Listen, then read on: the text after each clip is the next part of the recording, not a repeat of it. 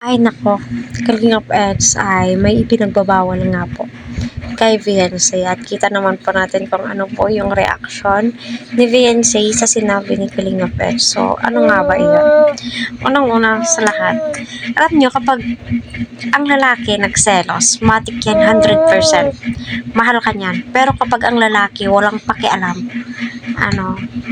ay nako, wag mo na po yung asahan. Pero, alam niyo ba, my God, kinikilig ako habang ko ikinikwento ko sa inyo. Alam ko na marami sa inyo ang nakapanood na. Pasensya na po, dito po kasi yung baby ko. So, yun na po, no. Bago po ang lahat, ako po lubos na nagpapasalamat po sa inyo sa mga nanonood sa ating reaction video and narrator patungkol nga po sa highlights ng EDSI. Sana inasa mabuti po kayong kalagayan. And syempre, tangkilikin po natin sila Kuya Val, Kalingap Rab, Ate Edna, Kalingap Edu, para sa ganun nga po ay marami pa pong kababayan po natin ang kanilang malingap and syempre ang kanilang matulungan. Masasabi mo po talaga, no, mahal ka ng isang lalaki, yung tipong, although din naman po, limitahan. Ano bang tawag nun? Ay nako, hindi ko po maibigkas. Ang hirap namang bigkasin. Yung gusto ni Eds, wag lang pong always na magkasama, yung gano'n. Syempre, matik na yan, nagsiselos yung lalaki. Once na nagsiselos ang lalaki, naku, asahan mo, Viancy, mahal na mahal ka niyan.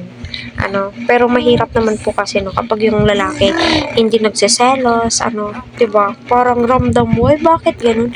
Mahal ba ako nun? Bakit kaya hindi siya nagsiselos? Yung tipong kanon, diba? So, yun na nga po, no, sabi ni Eds na kung pwede, baka pwedeng iwas-iwasan yung mga kaibigan, barkada na palaging nagkakasama or palagi niyang kasama. Ay naku, ewan ko na lamang po.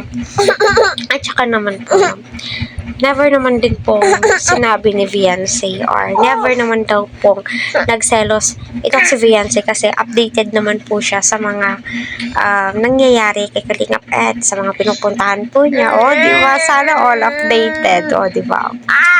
Kaya, alam mo, Viancy, kung nagsiselos si Ed, ako, siguro napakasarap sa feelings na yung ganito. Alam niyo sa panahon ngayon, kahit na may mga anak na po tayo, malimit na lamang po yung lalaking nagsiselos. Diba? Pero kapag nagselos ang lalaki, nako, ewan ko na lang, isang malaking away po talaga yan. Hindi mag-iimikan yung mag-asawa, yung pataasan ng pride. Pero ako'y tuwang-tuwa. My God, grabe yung tuwa ko, mga ka-Team EDSI.